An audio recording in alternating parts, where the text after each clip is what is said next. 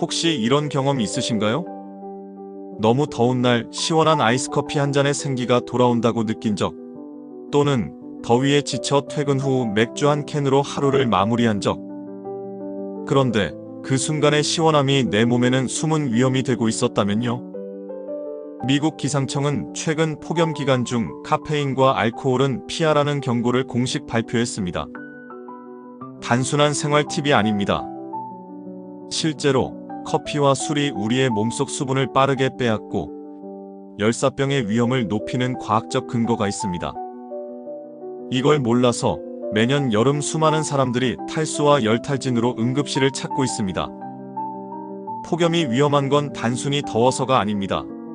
체온 조절 능력이 무너지는 것이 가장 큰 문제죠. 그런데 카페인과 알코올은 이 체온 조절에 방해물로 작용합니다. 카페인은 이뇨작용을 유발해 몸속 수분을 배출시킵니다. 더운 날에는 땀으로도 수분이 빠져나가는데 거기에 카페인까지 마시면 체내 수분이 급격히 줄어듭니다. 알코올 역시 마찬가지입니다. 일시적으로 혈관을 확장시켜 몸이 더워지게 만들고 이뇨작용으로 탈수 상태를 악화시킵니다. 이렇게 수분이 줄어들면 뇌는 열을 식히는 신호를 제대로 보내지 못하게 되고 결국 열사병이나 저혈압 쇼크, 심하면 심장 이상까지 일어날 수 있습니다. 특히 노인, 당뇨병, 고혈압 환자는 더 치명적입니다. 평소보다 땀이 덜 나서 더위에 둔감하고 이미 복용 중인 약물로 체내 수분량이 낮은 경우가 많기 때문이죠. 실제로 지난해 7월 60대 남성이 갑작스런 어지럼증과 구토로 병원을 찾았습니다. 하루 종일 외출했다가 더위를 식히려고 아이스커피 2잔과 맥주 한 캔을 마신 것이 원인이었습니다. 검사 결과 중등도 탈수와 전해질 불균형, 초기 열탈진 진단을 받았고 몇 시간만 늦었어도 심각한 결과로 이어질 수 있던 상황이었습니다. 놀라운 건 이분은 물을 많이 마셨다고 말했지만 실제로는 카페인과 알코올이 수분 흡수를 방해해 오히려 탈수를 악화시킨 거죠.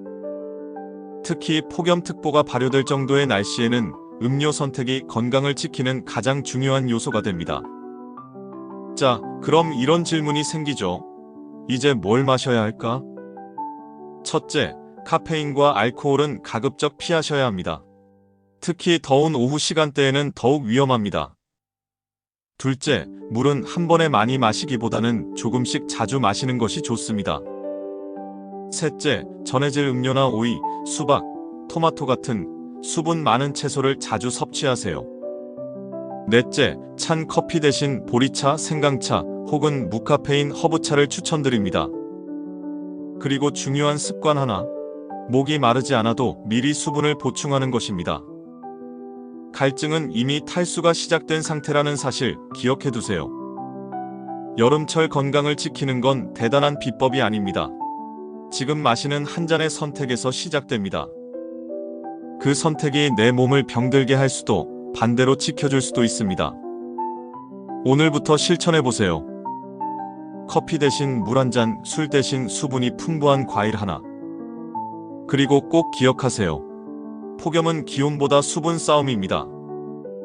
오늘 영상이 도움이 되셨다면 좋아요와 알림 설정 부탁드리고요.